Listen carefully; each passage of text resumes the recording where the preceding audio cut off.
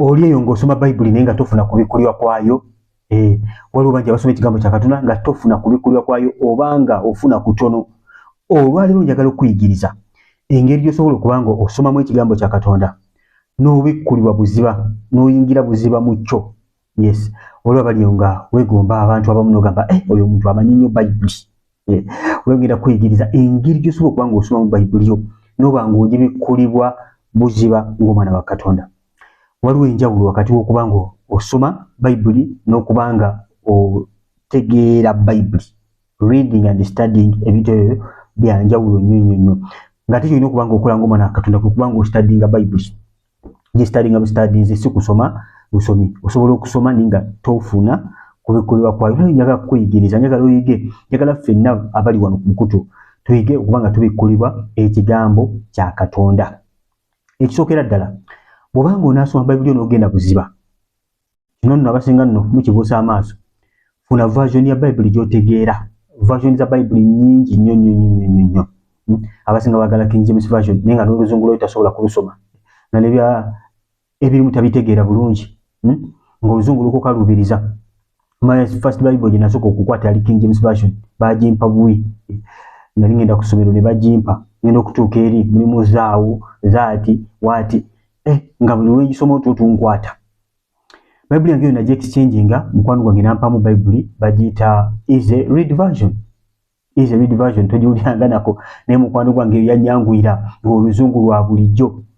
Nga bw'engisoma mpulira sagala kukola ki kumaliriza kuba nali ndaba eri nga mutuufu njagala osoma Bayibuli naye nga mutuufu ng'oluzungu lukalubyemu lw'ensoma nga sibitegeera bulungi. Kale nyinza okutegeera naye nga nkaluubirizibwamu okufuna okubikkulirwa okw'enjawulo kubanga nina okupaying attention ku luzungu oluli mu Bayibuli, ate nina okuba nga funa version gy'osobola okuba nga otegeera. Bw'oba osobola kutegeera Good News some eyo.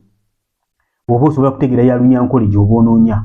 Bw'oba osobola kutegeera Luganda Lusoga version zonna weeziri, translation zonna weeziri gy'oba onoonya mukwano gwange gy'osobola okutandikirako okuba nga okola singa tonnaba kugamba nti ate eno yesinga okuba legit nga n'ebirimu tobitegeera bulungi. Bw'olulimi lwosi tukola ki tutegeera bulungi. Okay, noonya version gy'osobola okuba nga osoma mutegeera bulungi. Ekyokubiri, teekawo pulaani y'okusoma Bayibuli. Tozuuka buze okuseera ogamba n'obuukira Bayibuli yo. Waliwo abamu nga okwata Bayibuli n'ogibikula boom kanaye Mukama Katonda kyagamba olwaleero nga bw'otyo bw'osoma Bayibuli buli lunaku mukwano gwange. Eyo si engeri entuufu y'okuba nga osoma Bayibuli yo. Beera ne pulaani y'okusoma Bayibuli. Oyagala gisoma cover to cover, teekawo strategy, teekawo plan. Mami tugenda kusoma oba chapter bweziti olunaku okiraba. Kati oyo ebeere nga pulaani yo gy'otaddewo. Waliwo abamu ng'ogamba ngenda kustudyinga ebikolwa by'abatumi, naye abatume bano baatambula batya. Waliwo bina studyinga ne ngamba njagala kwetegereza njiri ki abatume gye baabuulira, njiri ki Yesu gye yabuulira, ne mpitamu naye ng'ekyo kye nkola ki kye nnoonya erimu abaagala ogende buziba. Ofuna ekyo kimu n'ogamba njagala okustudyinga abatume bano baakola batya, baasomesanga batya, baadiringa batya ne kino, n'osoma naye nga ekyo kyokola ki ky'onoonya in particular. Okay, njogera n'abo abadde nga muludde nga musoma ki Bayibuli. Naye gwe beginner atandika obutandisa okusoma Bayibuli tolina kubikkulirwa kwayo. I will suggest tandika ne topics z'olaba stories z'oli familiar nazo oba tisi wakola owulirako. Kati nga story ya Adam ne Eva osome ku ezo, the story of creation. Okay, osome ku story ya Noah. Why? Because bw'onakola ekyo Bayibuli gyagenda ng'ekola ki ekunyumira. Osome ku story za Yesu bwe yali ayigiriza kubanga New Testament nyangu ddala ng'otandikira mu kitabo kya like Marko esobola okuba nga kuyamba kubanga yo is more of miracles. Okay, kitabo kya Marko. Kakati ostudyinga bw'otyo ng'omuntu omupya. Then obaga gw'obadde ng'osoma Bayibuli yo buli kaseera osobola okufunayo ku butabo. Wali abantu abawandiisa obutabo, pastor gwe weekakasa, international pastor oba pastor wa bulijjo, abantu batadde amagezi gaabwe ne experience zaabwe mu bitabo. Osobola okufunayo obutabo obulala obukuyamba okweyongera okuba ng'otegeera ekigambo kya Katonda. Take an example. Bwebanga njagala kuyiga ku kye bayita okusonyiwa, okimanyi nti ofuna akatabo akasomesa ku kusonyiwa ne neeyongera buziba ku kigambo kya Katonda kubanga kaba kasomesezaamu eyo layini ey'ekigambo kya Katonda. Akatabo kalamba kwogera ku kigambo okusonyiwa. Olowooza kiyinza okubeera kyekimu n'abasoma obusomi Bayibuli. Okay, so funayo ku butabo obukuyamba okuba ng'otegeera ekigambo kya Katonda. Bw'oba oyagala kuyiga ku kukkiriza obutabo buno bwa bano abasajja ba Katonda Mukama batuteereddewo kasobola okuyamba nnyo okuyiga kukkiriza n'ogatta ku kirolede ekyokola ki kyolina. So mukwano gwange naye mukole ki mukyetanye bati okuda ku Bayibuli yaffe gwagenda okuba ng'osoma Bayibuli yo ng'okutte Bayibuli yo ng'ogistudinga bulungi bw'oti. Okwata Bayibuli yo njagala ofuneyo ne colours. Mutekula Bayibuli nga marking abamu mwagala okubeera ne Bayibuli zammwe nga si marking ogamba sagala kuwandika Bayibuli yange sagala gimarkinga mu sagala kuteekamu kantu konna lwaki ekaddiwa mangu ekola ki. Amakulu g'okubeera na Bayibuli mukwano gwange kugisoma na kugitegeera. Okay? Kugisoma na kugitegeera. Bayibuli erina okubeera mu ggwe. So si kukwata bukwasi Bayibuli etukula eri niiti etawandiikiddwamu. Funayo colours zino wammanga. Kati like Bayibuli yange nasookerako okusoma nalina colours. Kati for example nalina green. Green nga highlightinga kisuubizo. Mukama Katonda ekisuubizo kyakoze nkiteeka mu green. Bwe mba nsoma Bayibuli nengwa ku kisuubizo kya Katonda nkiteeka mu green. Bwe mba nga nsoma nengwa ku kye tuyita warning. Warning nga ngiteeka mu kala ya brown. Okay? Nga ngisiiga brown mu Bayibuli yange. Warning. Bwe mba nga mbadde nsoma nengwa ku ekibi sin. Bwe mba njagadde nkya-highlightinga mu red color. Olabye?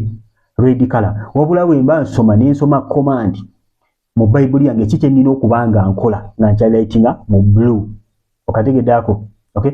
Kati naye funayo kala zo zonna asobola okujjukira zikuyambeko. Kati sometimes osobola okusoma text emu oba verse emu mu chapter naye ng'erimu ebyo byonna, erimu warning, erimu ekisuubizo, erimu ki. Kati ngenda njanalingako bwetyo osanga ng'erimu erimu colours obw'enjawulo. Kinyamba obuntu obwo okustanding out mu maaso gange nga nzizemu okubikula Bayibuli yange bwenti oba nga mbadde ndunoonya okuba nga lwaki kano kastanding out, kino kisuubizo n'okimeditatingako n'okirowoozaako, kino kibi n'okyekuuma n'omanya nti wano waliwo ekisuubizo nati wano waliwo ekibi kyerina okuba nga nkola ki neekuuma. Warning n'ogitegeera ddala bulungi n'okola ki n'oziraba. So colours kintu kikulu nnyo nnyo nnyo okwalightinga Bayibuli yo. Bayibuli nga yeyo tekirina buzibu kyonna tuteekamu kakala ako bekabanga kakuyamba kutegeera kigambo kya Katonda. Kati ate oba osoma beera n'akatabo w'owandiika okwayightinga kirungi naye waliwo ebintu Omwoyo Omutukuvu byayogera nawe okusinziira ku level kw'oli. Omutukuvu yayogera nawe nga bw'osoma obuntu obwo osobola okukateeka awali olunyiriri wansi awo ku Bayibuli yo oba n'ofunamu notebook yo ng'okola ki mukateeka. Oba ng'ostudinga Bayibuli yo tojampinga bujampizinga bwe nabagambye. Studinga ng'olina ky'ogoberera. Bw'ostudinga ng'olina ky'ogoberera kigenda kuyamba nnyo n'ekitabo kye kya notice ky'okola ng'osoma Bayibuli n'omanya nti kakati mbadde nsoma mu bikolwa by'abatume nga nnoonya enjiri entuufu abatume gye baayigiriza. Okay? Nze naginoonyako nagenda okulaba abasajja bayigiriza kwenenya kwokka. Bano ba Grace mwali naye abasajja bayigiriza okwenenya. Olaba Yokaana yabuulira kwenenya. Yagamba abantu beenenye. Yesu yali atandika okubuulira enjiri yatandikira ku kwenenya. Nagamba abantu beenenye obwakabaka bwa Katonda butuuse. Abayigirizwa ku lunaku lwa Pentecost ng'Omwoyo Omutukuvu azze bagamba abantu Peetero yasituka n'agamba mwenenye. So wonna throughout the Bible ng'onoonya enjiri eriwa gye baabuulirwa. Kati ekyo kibadde kyakulabirako nze kye nakola. Olaba ne studyinga ne ntegeera enjiri entuufu yeekola ki ey'okubuulira yeeruwa. Abatume gye bakola ki? Of course tetulina kubuulira abantu kwenenya kwokka, bingi nnyo ebiri mu bwakabaka bwa Katonda ebyokuyiga ne baseline omusingi kwenenya okudda eri Katonda. Kati nawe osobola okunoonyayo ky'ostudinga mu Bayibuli yo naye nga gw'atandika obutandisi mukwano gwange nakuwulidde engeri y'okuba ng'otandika mu stories z'omanyi. Oba tolina nnyo bingi by'otegeera ku Bayibuli, amagezi ge nandikuwadde waliwo movies ze bakoze zisobola okukuyambako. Nga sinnabasoma ndagaano mpya nandibadde ngenda nendaba firimu ya Yesu. Kubanga kyendaba mu firimu ya Yesu ngenda funa ekifaananyi kya wano kyensoma. Kubanga okulaba kyangu okusinga okola ki? Okubanga osoma busomi. Mukama yeebazibwe. Olaba firimu ya Yesu n'ojja kati n'osoma abijja kwanguyira nnyo ojja kubitegeera. Wano we nalaba wano Yesu yamenyeramu omugaati, wano Yuda yamulyamu olukwe yakola bw'ati, wano Yesu yaliisiza abantu. Tojja kwebowa nnyo. Mukama yeebazibwe. Bw'oba osoma story ya Joseph, waliwo firimu esomesa ku Joseph, osobola okugiraba ne kuyigiriza obulamu bwa Yusufu. Okay? Kyekimu ne Abraham, kyekimu ne Musa. So waliwo movies ezikoledda Christian movies. So kubeera ssaawa Musa 2 ninga egenda kuyigiriza bingi nnyo mukwano gwange. Ogenda kuba ng'osoma otegeere ekigambo kya Katonda. Bw'oba ngenda kusoma ekigambo kya Katonda mukwano ekyoteerabira soko osabe oyite omwoyo omutukuvu kubanga emiyigiriza asinga Yesu agamba tagenda tulekanga bamulekwa agenda tuwa omwoyo omutukuvu agenda okubanga atubuulira byonna agenda otujjukiza byonna kati mukwano wisaba omwoyo omutukuvu ajje ekigambo ekyo nga kisigibwa mu ggwe kireme kugwa mu maggwa kireme kugwa mabbali ga kkubo wabula kigwe ku ttaka eggimu yeggwe ettaka omwoyo omutukuvu leka akuteeketeeke osobola okulisivinga ensigo eyo ey'ekigambo kya Katonda. Ese mukwano tukyeyongerayo naye bw'obanga olaba obubaka buno bulungi nnyo kyendowooza bwe kiri mukwano wange nyamba obulayikinge kiba kiyambako okubanga butambula engeri yokka gy'osobola supportinga mu channel eno kubanga olayikinga obubaka buno okubanga butambula osobola busharinga eri abooluganda okubanga nabo bafuna omukisa okubanga bayiga ekigambo kya Katonda ate buziba. Obanga tunaba kusubscribinga okone kade okone ku all selecting all ngona chikole kya misinga video zaffe zetuka almost buli kaseera tulina video eziwera ku ddala ku channel eziyigiriza. Genda mu comment section mulimo enamba y'essimu yange eriza message kugatte ku group yaffe ya WhatsApp obenga oyongera okubanga nawe oyiga n'ofuna omukisa okubanga oweerezaamu naffe. Now ayagala okubanga oyiga ekigambo kya Katonda buziba tukyeyongerayo. Okay, waliwo ka formula ke twakozesanga mu security nali nkola security ku mawanga. Ka formula kagamba 5 wives 1 husband. Niwo nosooka kozesa ng'osoma Bible study tekabuli kanga katuukirivu nnyo kiri awo nti tukakozesa kuwandika report za security. 5 wives 1 heart 1 husband. Ka formula sikalokole naye nga every W in a representing 5 W's and 1 H. Okay, akagamba who is speaking W soka ani ayogera who is speaking why is he speaking abachi ayogera bwoba osoma ekigambo kya Katonda ani ayogera wano nabbi Katonda ani ayogera mu text lwaki akyogedde ekyo where is he speaking from akyogeredde wa Mukama ibazwe what is happening ne webuuza kiki ekigenda maaso zonna W zibuuza what is happening Mukama afa mulungi bazibwe. So nga webuuza buli wosoma ekigambo kya Katonda beera nga webuuza ebibuuzo weera nga webuuza ebibuuzo ng'osoma Bible buli wonaaba nga webuuza ebibuuzo ogenda kubanga oyiga onaasoma busomi wa kutegeera biri mu Bible ojja kumanya bingi ebikwatagana ku Bible naye kijja kuba kizibu okugibikula n'okugitegeera joko mukwewaayo nnyo n'okwebuuza ebibuuzo omuntu kubyakoma okwogera naye n'okubyansalinga. Bw'oba osoma Bible yose ofuna okutuuliza endala esobola okuyambako kozesebwa ebirala nga internet esobola okuyamba omukwano okutegeera tugambe obadde olina ky'osoma nga tokitegeera bulungi n'ogamba Yesu n'agenda n'ava e Galilaya n'aserengeta n'agenda wa Nazareti n'obuuza buwanvu ki obuli e Galilaya okutuuka yatambula lugendo lwenkana wa Mukama yeebazibwe. Weebuuzaawo ebibuuzo nekuwa ekibuuzo ekirala tosoma kumalako chapter. Oba oyagala ku studyinga Bible kugitegeera soma nga weebuuza ebibuuzo mpola with the time ojja kutegeera nnyo ekigambo kya Katonda torushinga osoma just kumalako chapter oba kumalako chapter ziwateekawo olina okusoma chapter bweziti olinaku nedda studyinga mpola ne bw'oba osomye egundi verse emu yokka bweti naye n'ogitegeera nnyo ekola sense nnyo mu bulamu bwonge ekoledde okusinga okugisoma obusomi. So obanga una studyinga Bible kale bw'obanga tolina byonna mu byonna bijjukidde nga tolina kyewayizeemu bw'obanga una studyinga Bible yo bulungi soma mpola nga weebuuza ebibuuzo nga bw'onoonya answer z'ebyo ebibuuzo. Sometimes ofunayo omuntu akuyambako osobola okubuuza wano sitegeddeewo bw'obanga omuyina osobola okukozesa internet yo bw'obanga olina access ku internet osobola okukozesa internet okubuuza ekibuuzo ekyo basobola okuddamu tesobola okubanga ekuwa answer n'oyongera okutegeera. Mukama yeebazibwe naye nga buli w'oba osoma beera nga weebuuza ekibuuzo. Kako ekyokulabirako tutandike endowooza mu Zabbuli esooka ndowooza eri familia Zabbuli esooka olunya esooka nti alina omukisa oyo atakola ki atatambulira mu kuteesa kw'ababi newankubadde okuyimirira mu kkubo ly'abalina ebibi newankubadde okutuula mu ntebe ez'abakola ki ez'abanyooma. Kati tuddeyo mpola alina omukisa oyo atatambulira mu kuteesa kw'ababi onomanya okutambulira mu kuteesa kw'ababi kwekuluwa osobola okutambulira mu kuteesa kw'ababi kuteesa kw'ababi kwe kutambulira mu pulaani zaabo bapulaninga evil nawe n'otambula wamu nabo nawe ng'oli wamu nabo oli muwamu nabo bapulaninga nawe mwobiri mulokole neweebuuza ate okuyimirira mu kkubo ly'abo abalina ebibi baluwa nomanya nti osobola okubanga mukwano gwange tobadde mu plan tobadde mu kine n'oyimirira mu kkubo ly'abo abalina ebibi katuga obadde oli ku simu yo scrollinga n'olaba kkubo ly'abana abalina ebibi olaba ka message naye ogamba eno post si yakiro te ng'omwana wa Katonda sisaana kubanga ndaba kintu kino obo yimiridde mu kkubo ly'abalina ebibi kkubo ly'abalina ebibi kati vaawa weyongere otambula Bayibuli engedde negamba nti yadde okubadde kutula mu ntebe z'abo abanyooma wali abanyooma nogamba Bayibuli etegeeza ki wano awo no study mpola mpola wongera n'osoma Bayibuli gamba naye amakubo ga Katonda gamusanyusa era amakubo ge mwalowoleza emisana n'ekiro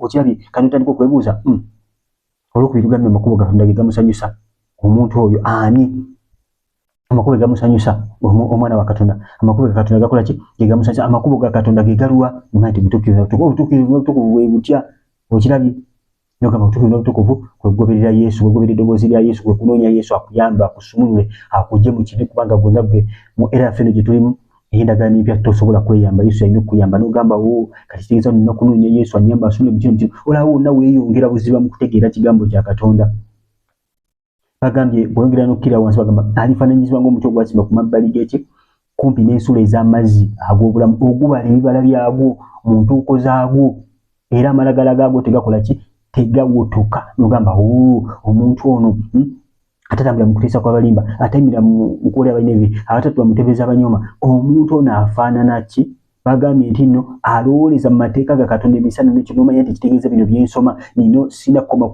bisoma nina okusigala nga mbirowoozako Bayibuli kyegamba kifo ky'okulowooza ku bukabakaba n'obwenzi kifo ky'okulowooza ku muwala ono omusajja ono oba kulowooza ku kino ndowooze ng'ekigambo kya Katonda kyensomye nti bwe naakikola ekyo njafaananyizibwa ng'omuti ogwasimbwa ku mabbali oba kumpi n'ensulo ez'amazzi ag'obulamu kitegeeza nti ekigambo kya Katonda bwe mba nkisomye kintwala ku nsulo ez'amazzi ag'obulamu ngenda kubala Bayibuli egambye ogubala ebibala byagwo mu ntuuko zaako kitegeeza nti nsoma kati am investing in myself waliwo ensigo gye ndi mu kwesigamu ekigambo kya Katonda naye egenda kubanga ebala ebibala mu ntuuko zaayo olaba bw'osoma ekigambo kya Katonda slowly bw'otyo don't rush okay mpola bw'otyo bw'ogenda okubanga oyiga ekigambo kya Katonda so ekisookera ddala mukwano gwange beera ne peni beera n'ekitabo ng'osoma Bayibuli beera ne colors mukwano gwange nkugambye kweyisa kugambye okubanga onootinga kati ekyo ekyawandikibwa kye tulabye kirimu byonna kirimu warning